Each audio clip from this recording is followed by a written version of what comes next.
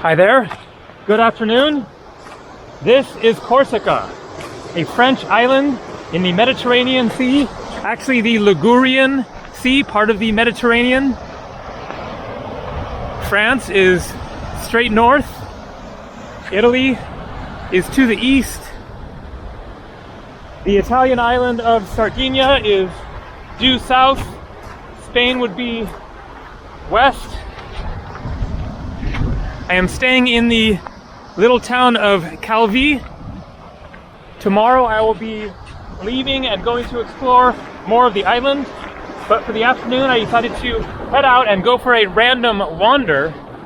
Just walked out of the town, up the road, going along the coast, and I came across this path completely unexpectedly, which, according to a map, looks like it goes quite a ways along the coast here, maybe all the way to that lighthouse. I highly doubt that I will make it that far, but we shall see. It is a blustery day here in winter, February 15th. We got a sign, Alga and Croix. Not sure what that means. I guess maybe those are places. So I thought that I would talk about something while I walk along, a very relevant topic to my current trip here in Europe, which is traveling Europe in winter. Good idea or bad idea? There are definite advantages and disadvantages to traveling in Europe in the winter. The first, most obvious, is the weather, of course. This island is a Mediterranean paradise, sort of the Hawaii of France. You can get direct flights here from Paris. My flight was $241 US one way. I'm sure that they are cheaper in the tourist season, most likely. But for now, there is almost nobody here in the town. Basically no tourists and very few locals even. In the summer, this place would be mobbed. It would also be a lot hotter. There are amazing beaches here apparently, which I haven't seen yet. Maybe I'll come across one in the course of this walk. But if it was July, I would probably be walking along in shorts and overheating and wanting to jump in the sea. I took a swim in the sea yesterday.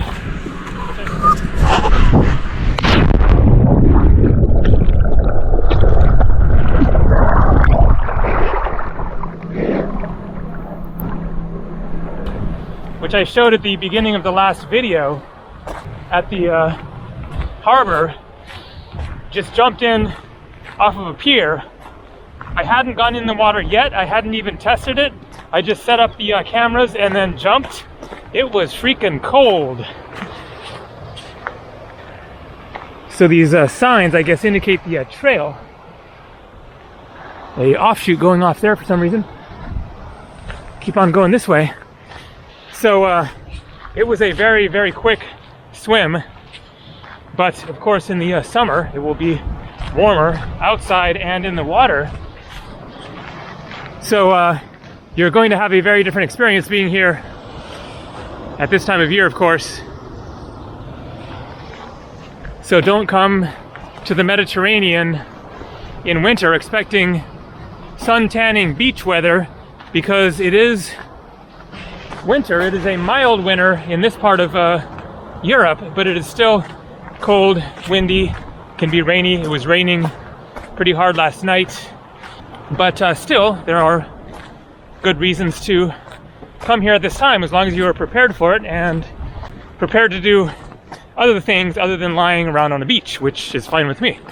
So I will be doing some hiking, exploring towns, and I'm not exactly sure what else, but there is a lot to see on this island. So I'm looking forward to the coming days. I will plan to rent a car to get around to other parts of the island. So it is a disadvantage, of course, to have cold weather, especially if you are further north where it is, you know, freezing cold, snowing in many parts of Europe, but that can be an amazing experience as long as you don't mind the cold. I love the snow. I love to get a taste of winter. So I've traveled in Europe in winter many times to lots of different countries. I was in Finland in November a few years ago.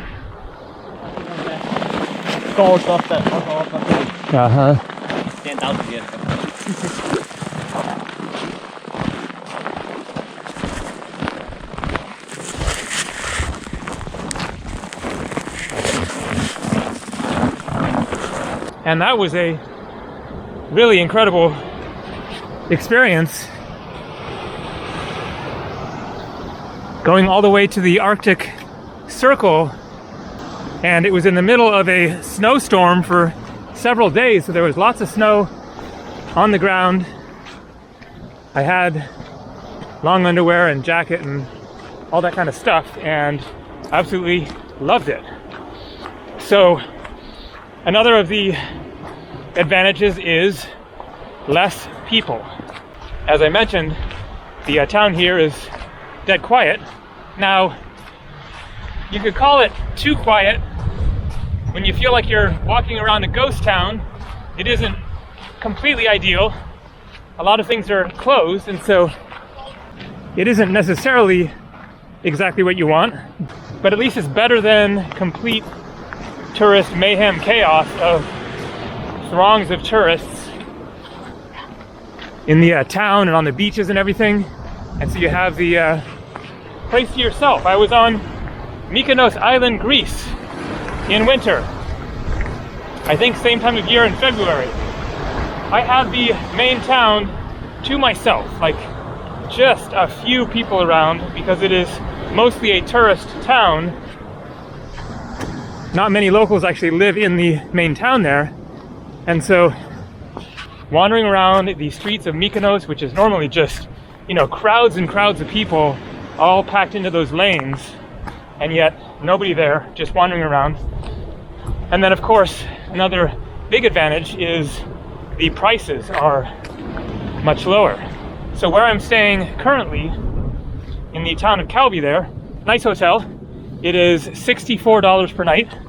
I checked the prices in August, it's double. It's 120 something per night.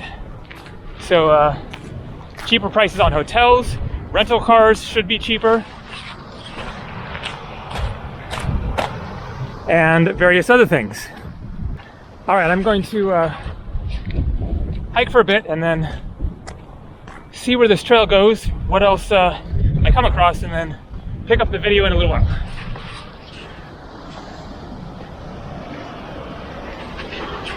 Where'd my trail go? I think I'm supposed to be down there. Looks like it.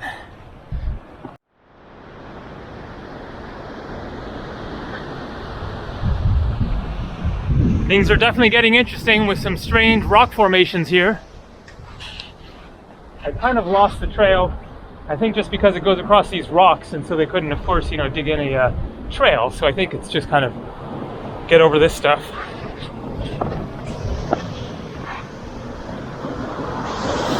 So another disadvantage to traveling in Europe is you aren't going to meet very many people. As I said, there are basically no other tourists in town. Look at those mountains. Snow on top. It rained last night, so I'm sure it was snowing up there. Just intense.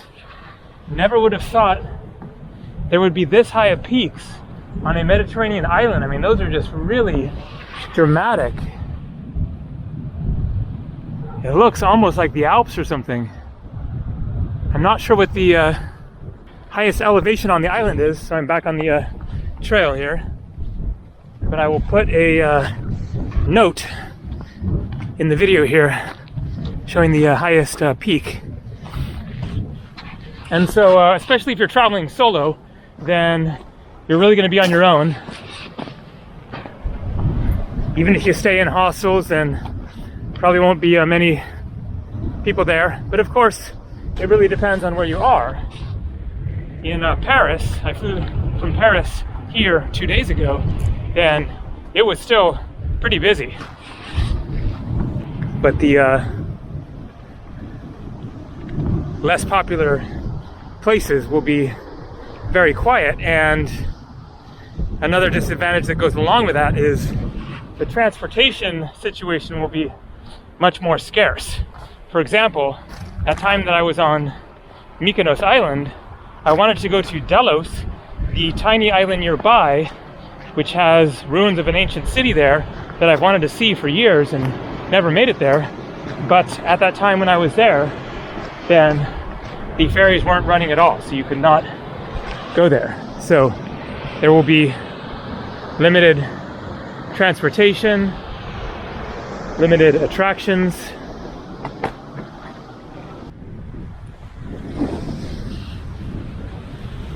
So the trail really gets confusing sometimes. I came from over there, and it wasn't clear if I should go up the hill or down the hill. I came down the hill and find a trail marker, but then it continues that way, but that's the wrong way. I need to go this way. Anyway, it's an adventure. I think maybe the trail will continue up above the rocks there.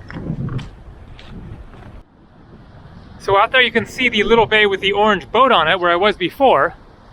Somehow I missed the trail that I was supposed to be on. You can see here, walking trail, and I guess this one is allowed to have bicycles on it. So I ended up coming up and over this hill here and then came down this way. I don't know what I missed to not end up on that trail there, but no big deal. So another advantage of the winter traveling experience is it is likely to be a more local experience because less other tourists around, and so you will likely be one of the only or few tourists, and then you get a glimpse into the local life. Yesterday I went to a little bar. I was looking for something to eat in the middle of the afternoon, like 4:30. Nothing much was open. Found this bar. It had a sign that said panini on it and listed different paninis, all in French. So I went in and went up to the bar and ordered a panini. The guy didn't speak any English. My French is virtually non-existent other than hello and thank you and do you speak English and a few other words. And so I ordered a panini there. But the disadvantage of that is the challenge of there being less people around, local people who work with the tourists, because in many places, especially the like little towns and stuff on Greek islands and this island, then many people will leave for the winter, the workers, and then come back in the summer when the tourists are there. And so during the winter, then the towns really empty out, and so it is just the locals, more likely to be older people who don't speak as much English.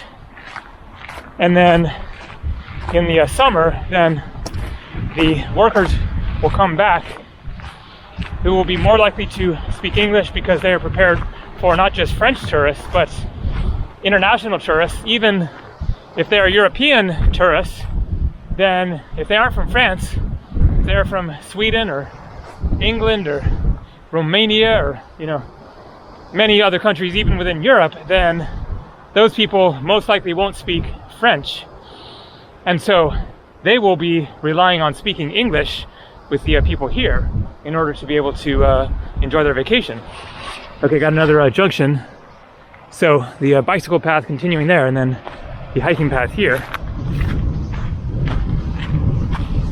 And so that is just one of the ongoing challenges of traveling around the world is the language situation. In France, then the English speaking it's spotty. younger people seem to be getting more and more likely to have learned English. I got a quiche and pastry in a bakery this morning. The young girl there spoke English, but the older people are less likely, and so then you just have to stumble through situations as best you can, use whatever few words you know in the local language, hand gestures, pointing, and just enduring the awkwardness, and it always works out one way or another.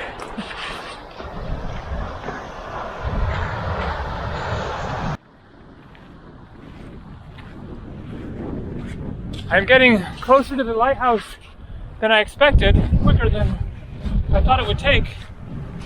And look what we got up ahead. Some old stone ruins. Definitely going to hike up to those. Man, oh man, that wind is serious. But it isn't super cold. It's one of those kind of strange temperatures, and also with the wind, in which one second you're feeling chilled, the next you're feeling overheated as you hike, and the wind drops and picks up again, and so it's a little bit strange, but not freezing cold at least.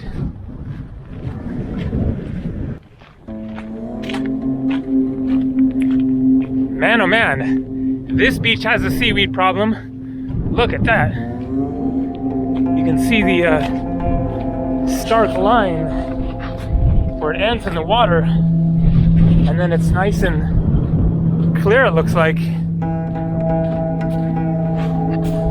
Hope this is like going out into the water, I guess. Weird.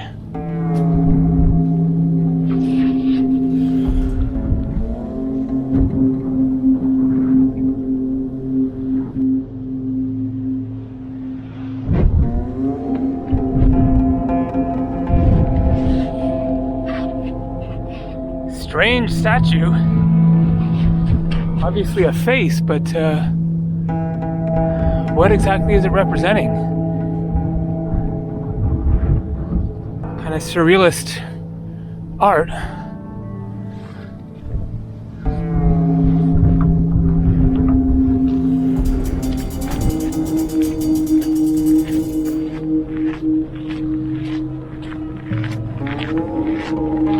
And here we go.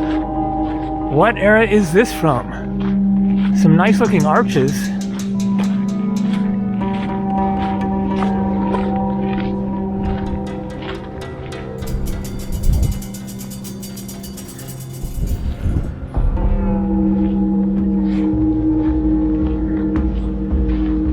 Very, very curious to know when this was first built.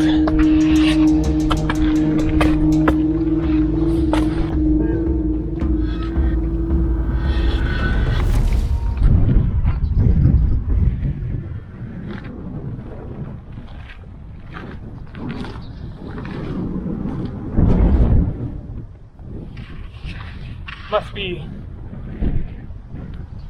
200-300 years old, maybe? Maybe 1800s or something? Just a wild guess. Huh. And that lighthouse isn't looking so far away now. I might have to go for it.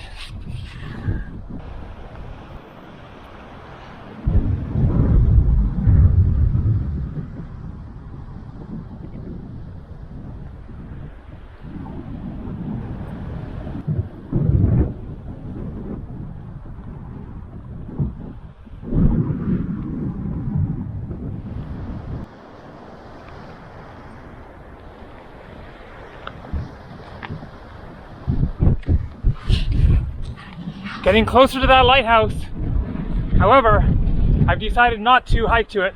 You can see the trail going along there, uphill quite a bit, and it is still a good little ways away.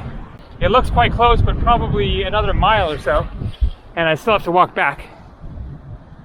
So instead I'm going to walk out to the end of this point and mention two more advantages to traveling Europe in winter. One is Christmas. You can't experience Christmas in the summertime unless you're in Australia, but in Europe, then the Christmas experience is ultimate. To experience those Christmas markets, the crowds, the hot chocolate and hot cider, the kids running around, the lights, the reindeer and snowmen, and all of the Christmas stuff is definitely a very unique and enjoyable experience. And then the other advantage is, of course, snow sports. If you like to ski, snowboard, sled, snowshoe, make snowmen, then Europe is an ultimate place for that. I haven't really actually done that. I don't think I've ever skied in Europe. I've just hiked around in the snow. But I've heard of some great places to ski for cheap in Bulgaria. I forget the name of Bankso or Bansko in Bulgaria is a place that I've heard about as being a really nice ski resort, and I'm sure that it is very reasonable prices compared to California or the Alps or whatever. And so that is something that it is definitely worth coming to Europe in winter if you want to play in the snow, experience the cold, the short days, long nights, fires in a cabin, stuff like that you aren't going to experience in the summer. So here's the end of this point. Nice views, especially of those mountains. Speaking of snow in the Alps, you could easily imagine that you're like in Norway or something looking at that. Just spectacular.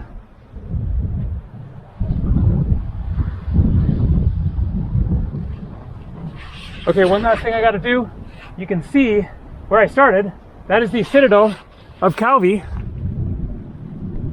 The little village on top of the rock there, and then the town is to the right of that.